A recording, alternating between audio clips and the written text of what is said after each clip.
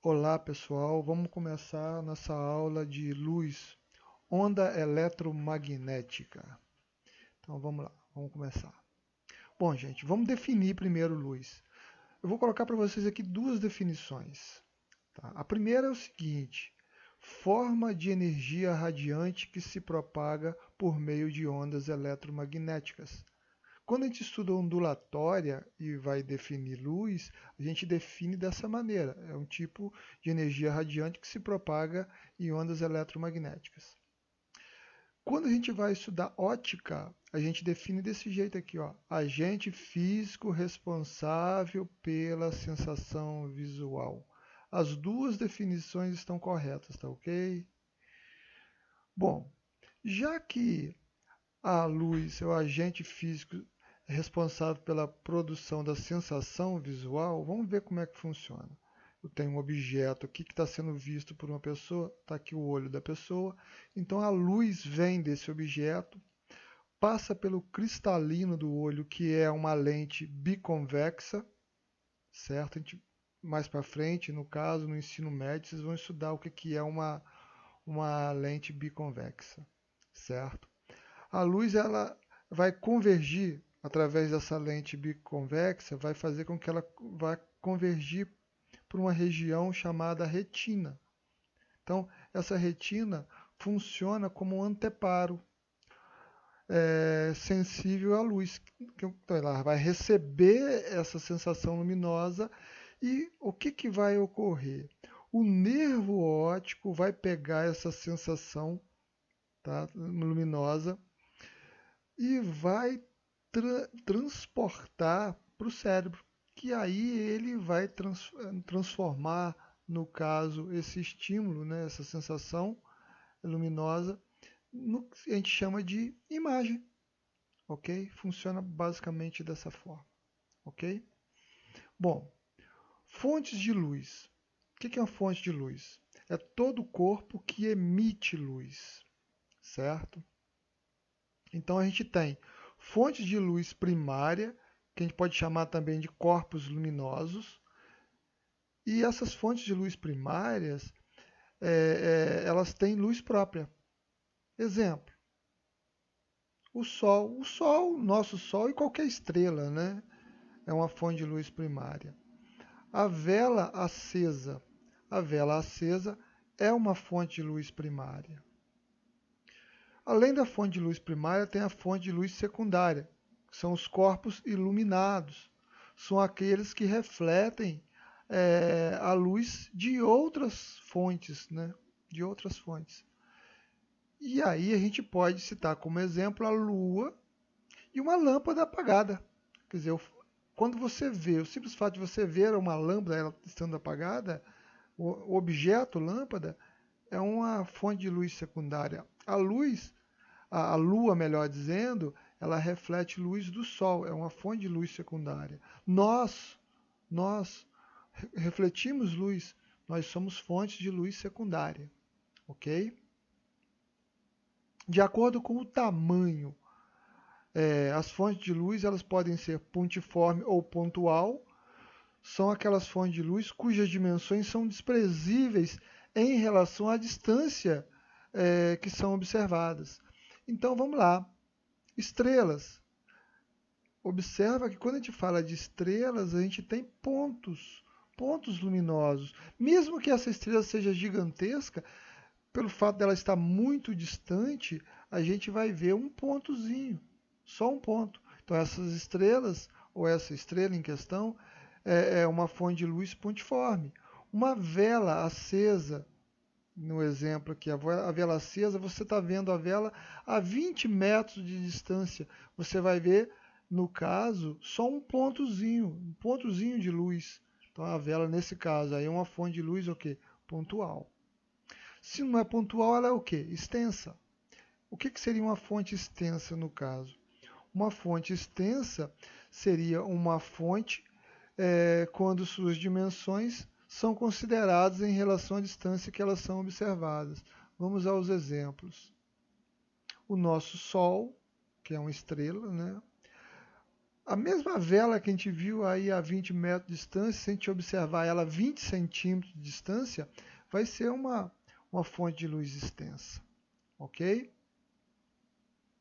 Bom, classificação dos meios ópticos. Eu tenho o meio transparente, que seria o meio que permite a passagem regular de luz. Observa a pessoa aqui segurando um vidro e a gente consegue visualizar o rosto dessa pessoa. Então esse vidro é um meio transparente. Outro meio aqui, o translúcido. Esse meio translúcido ele permite passagem de luz de maneira irregular. Passa a luz pelo meio, né, translúcido, só que de maneira irregular. Olha o exemplo aqui, olha. É um vidro, né? O sujeito colocou ali o rosto na frente do vidro, só que eu não estou conseguindo ver o rosto dele com nitidez. Por quê? Porque esse vidro é irregular.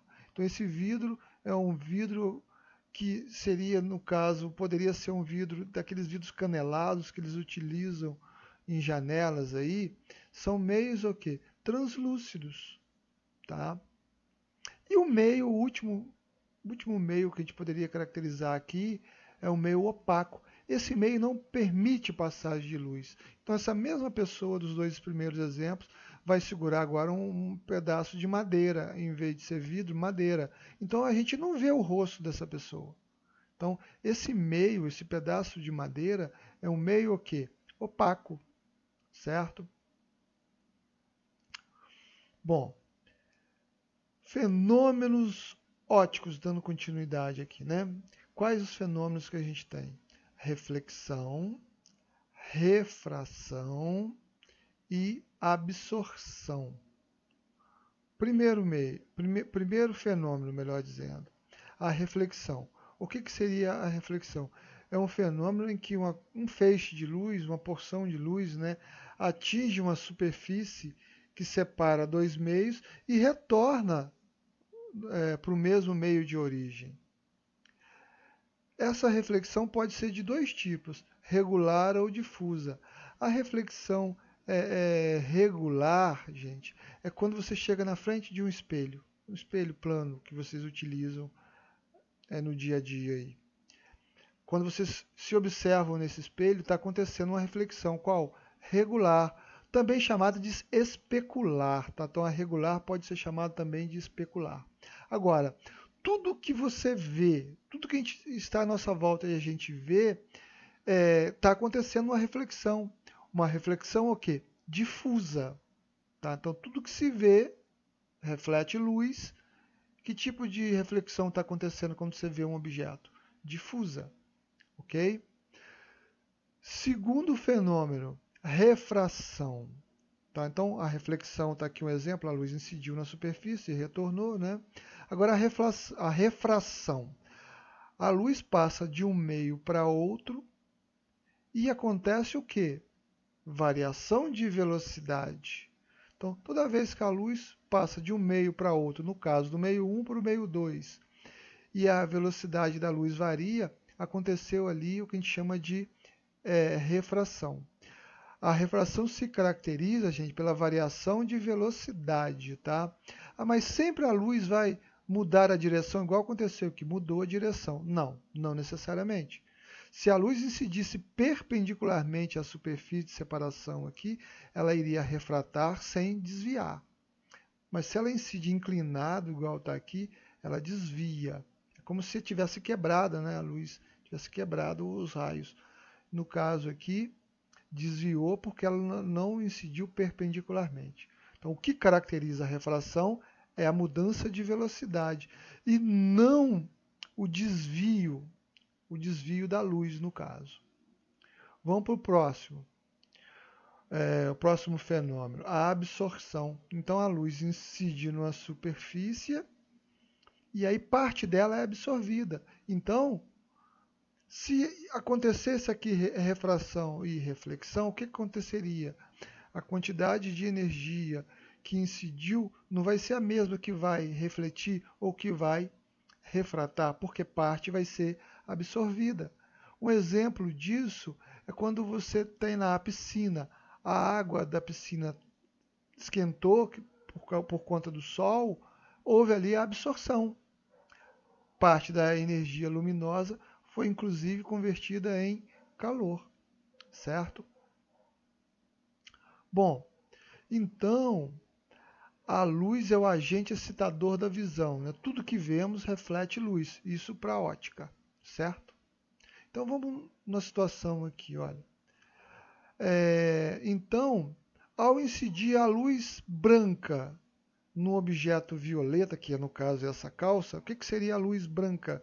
Seria a luz formada pelo vermelho, laranja, amarelo, verde, o azul mais claro, o azul mais escuro e o violeta.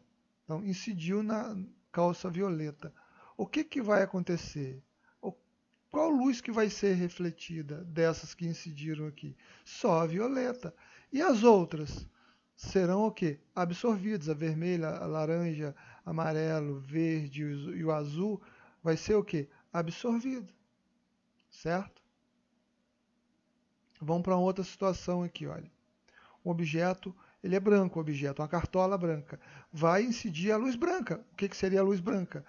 A luz formada pelo vermelho, laranja, amarelo, verde, azul claro e escuro e violeta. Vai incidir na cartola que é branca. Vai refletir todas as cores. Que seria o quê? A luz branca. Por quê? Porque a cartola é branca. Então ela não vai absorver luz nenhuma. Ela vai refletir o quê? Todas as cores, que seria a luz branca. Certo? Bom, vamos ver um princípio da propagação da luz. O princípio que a gente vai ver aqui é o princípio da propagação retilínea, que seria o que, na verdade?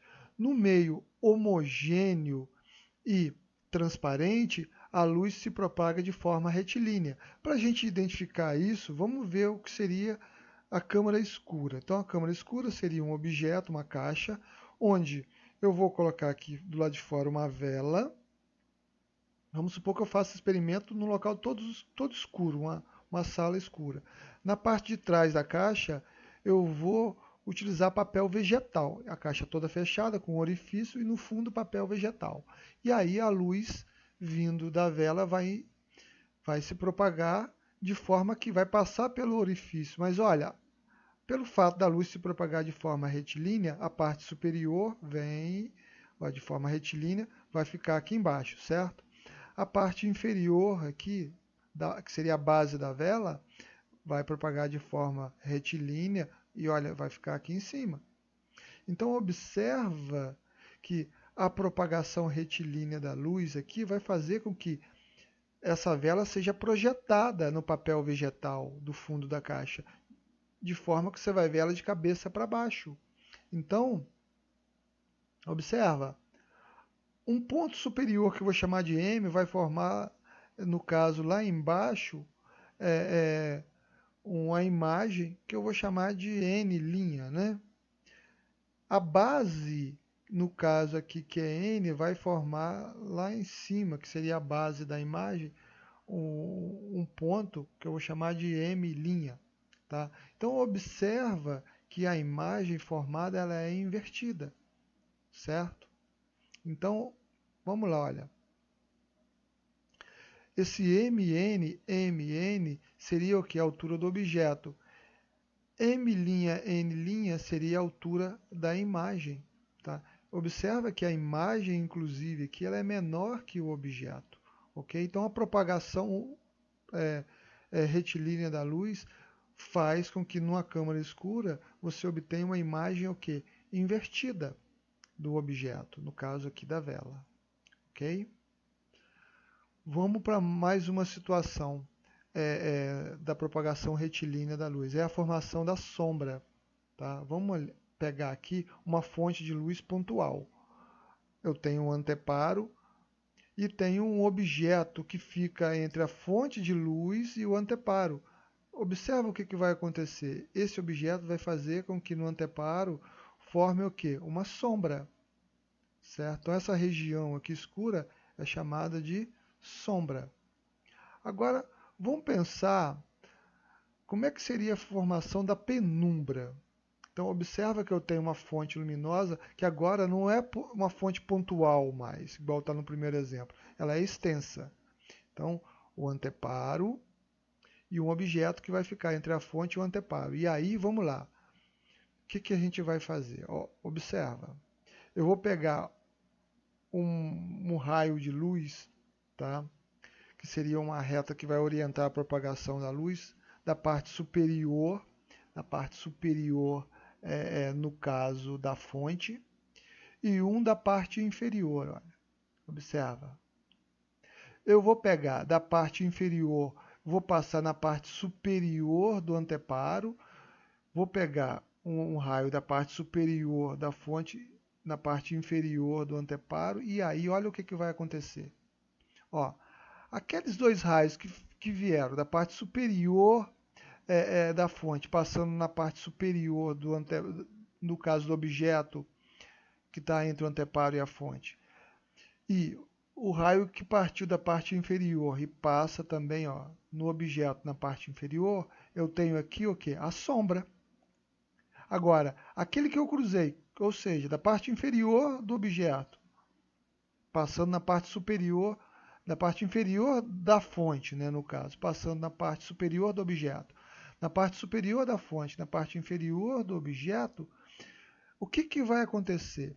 Entre a sombra e essa região aqui, olha, essa região que vai ser formada por esses dois raios que foram cruzados aqui, eu vou ter uma região que é a penumbra. Então eu tenho, ó, na região central a sombra e em torno dessa sombra eu tenho a penumbra. Então a penumbra, gente, só é formada quando eu tenho uma fonte de luz que é extensa, tá? Se é pontual, eu só tenho sombra, tá ok? Bom, e assim termina nossa aula de luz onda eletromagnética. Até mais para vocês, fica com Deus, tchau, tchau.